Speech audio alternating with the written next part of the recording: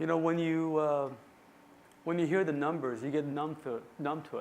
You know, 200,000 plus people dying every year unnecessarily. But when you drill down on just one story, in this case, Leah's story, you can't ignore it. And it really wakes you up. I remember, I don't know, it was started at midnight, went to about 1:30 in the morning when I first met Lenore on email. And I started learning about what had happened. And in those emails, I think maybe we sent 50 of them, I don't know, 20 of them, something. I started discovering her daughter's surgeon was my daughter's surgeon. About the same time. Leah went into surgery 3-4 days before my daughter went to surgery. She's 12 now. And I have some unusual feelings about this. I feel guilty that I thank God that didn't happen to my daughter. I feel guilty about that. You know, of course I'm happy it didn't happen to my daughter. But this shouldn't happen to any of our daughters.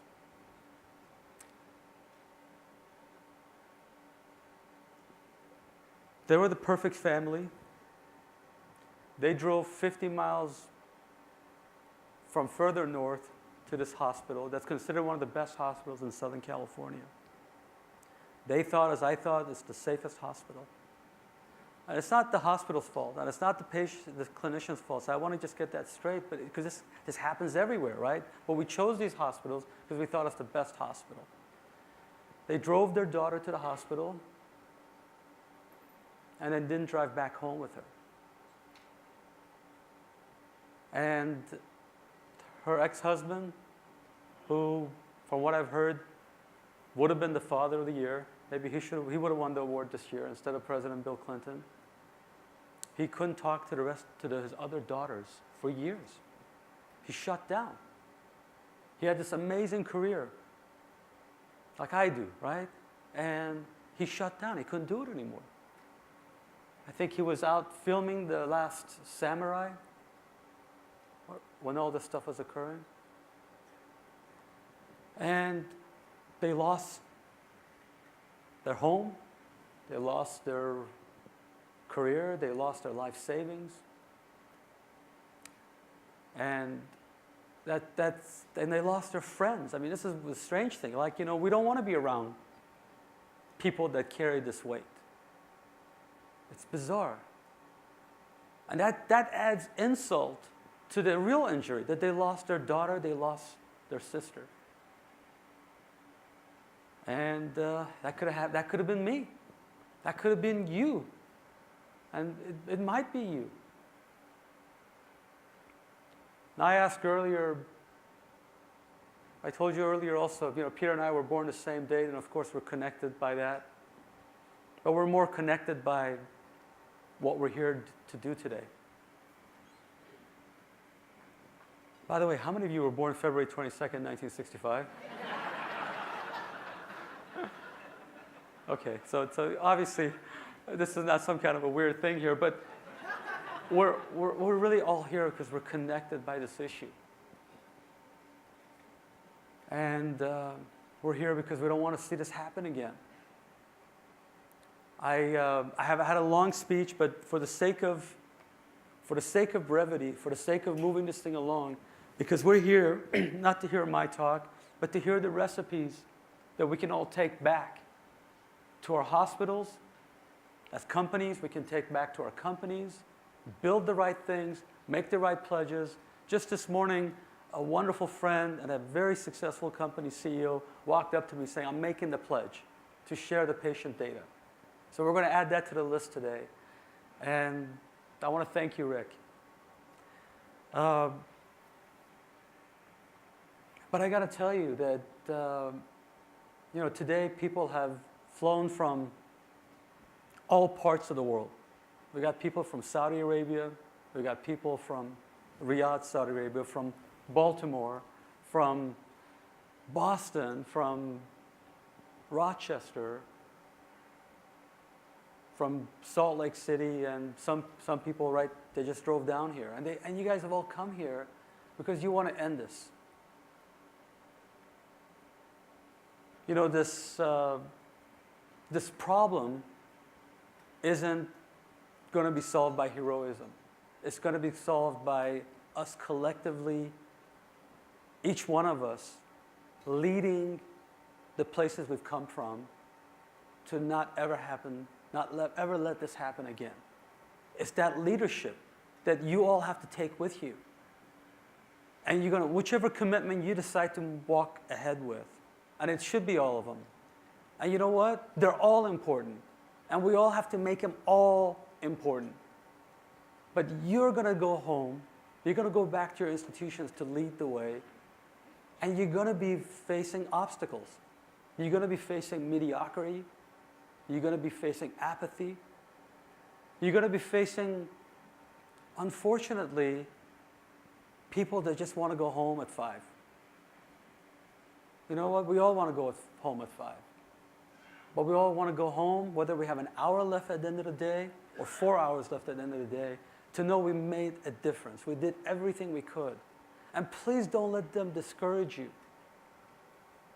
Because when you lead the way, they're going to love the results that they're coming up with you. It's going to inspire them. It's going to make them want to do more. It's going to make them love themselves more. It's going to make them love the people around them more. And it's going to make this place a better place. You know, we have, this is a moral imperative. This is a moral imperative that we solve these 200,000 plus deaths a year, because we have the solutions for them. It's not like we have to go find the cure for the cancers that we don't know how to cure. There's no inventions left here. Folks, all we got to do is just have the will to lead. Have the will to say, what? Not in my place. Not in my hospital. Forget the rest of the places. Forget the rest of the companies. Not at your place. And that's going to just explode in a wonderful way. And so we don't have another story like Leah. We don't have another story like Rory.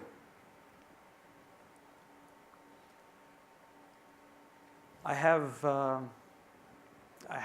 had this big dream, and you know what? This is also the 50-year anniversary of when not only John F. Kennedy died, but also, of course, when his son died of preterm death. And he had this dream of sending a man to the moon within 10 years. And he inspired our nation to get there. And he knew it's not going to take money. Money won't do it. It takes passionate people that are willing to put themselves a little bit behind the cause. And you know what? And by doing it, they're putting themselves up on top of that wonderful feeling we get when we do something that's worthy. So you know what? I'm going to steal his line.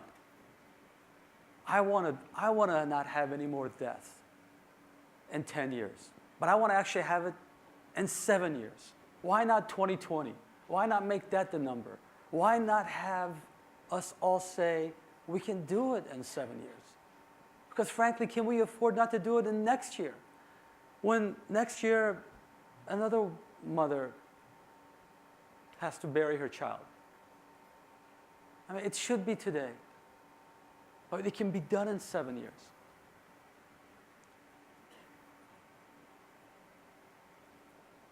You know, last night, Dr. Thomas Feltner said that we have to pick a dream that's bigger than us.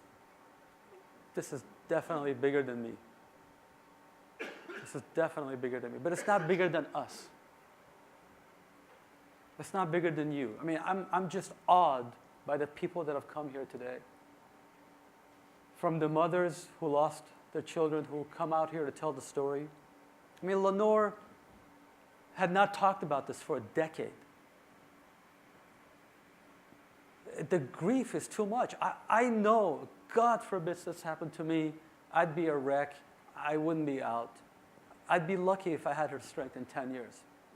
But she's out here not because of anything else, no other reason, but to try to stop this, to try to say, we can do this together, no more preventable deaths. So 2020, it's not that far away, but it's 1.4 million patients dying away. So are you with me?